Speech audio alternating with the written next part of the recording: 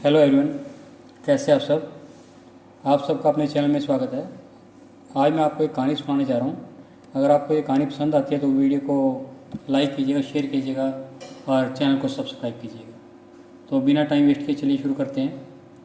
एक समय की बात है, टीनू नाम की एक लड़की थी जो स्कूल में दिए गए कार्यों को बड़ी रुचि से करती थी। इस साल टीनू ने स्कूल में गर्मी की छुट्टियां पड़ने से पहले ही उसकी टीचर ने सभी को विभिन्न पक्षियों के चित्र दिखाकर चिड़िया पर निबंध लिखने के लिए कहा। सभी बच्चों को स्कूल खुलते ही निबंध टीचर को दिखाना था। पक्षियों की रंग बिरंगी किताब टीनू को बहुत पसंद थी। जब टीचर ने बताया कि उन पर निबंध लिखना है और सबसे अच्छा निबंध लिखने वाले को इनाम में वह किताब मिलेगी तो टीनू खुश हो गई। टीचर ने सभी पक्षियों से जुड़ी कहानियाँ सभी बच्चों को सुनाई। उसके बाद स्कूल में गर्मियों की छुट्टियां पड़ गई। यूँ तो टीनू हर साल अपनी गर्मी की छुट्टियां बिताने कहीं ना कहीं जाती थी, लेकिन इस साल छुट्टियों में टीनू ने रोज़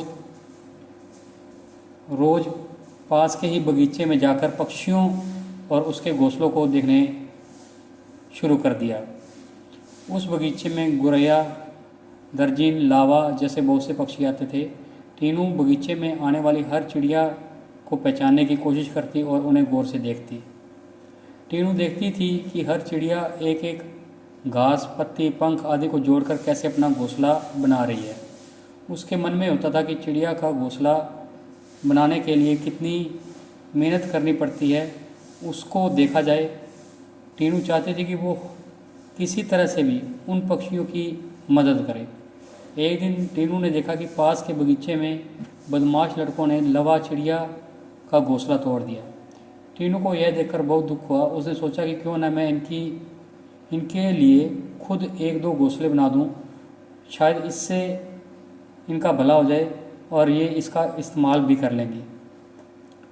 टीनू को लगा कि वो कुछ ही देर में घोंसला बनाकर तैयार कर देगी, लेकिन टीनू पूरा दिन तिनकों को और दूसरी चीज़ों को जोड़ जोड़ कर घोंसला बुनती रही। बड़ी मुश्किल से जब घोंसला तैयार हुआ तो घोंसले को पेड़ पर टिकाने के लिए कुछ नहीं मिला। टीनू की माँ यह सब देख रही थी। तभी टीनू ने माँ को बताया कि देखिए ना, मैंने चिड़िया के लिए एक घोंसला बनाया है, मगर यह उतना सुंदर नहीं है जितना चिड़िया बनाती है। मैंने सोचा था आसानी से एक सुंदर घोंसला बन जाएगा, लेकिन ऐसा हुआ नहीं। यह घोंसला अंदर से काफ़ी कठोर बन गया है। क्या आप इसे मुलायम बना देंगी? किसी तरह से टीनू की माँ ने उस घोंसले को थोड़ा ठीक किया। उसके बाद टीनू ने उस घोंसले को धागे की मदद से पेड़ पर टांग दिया। अब बगीचे में बैठकर टीनू लावा पक्षी के आने का इंतजार करने लगी। वो पक्षी बगीचे में आए तो, लेकिन टीनू द्वारा बनाया गया घोंसला उन्होंने इस्तेमाल नहीं किया। टीनू के साथ उसकी माँ भी बगीचे में आई। उसने टीनू को उदास देकर कहा, तुम परेशान मत हो, अभी चिड़िया घोंसले में आ जाएगी। तभी एक लावा पक्षी ने आकर टीनू द्वारा बनाए गए घोंसले को तोड़ दिया। अब टीनू ने मुंह लटका लिया। तब उसे उसकी माँ ने समझाया कि तुम्हें दुखी नहीं होना चाहिए। देखो, तुम्हारे द्वारा इस्तेमाल की गई चीज़ों से ही लावा पक्षी अपने लिए घोंसला बना रहे हैं।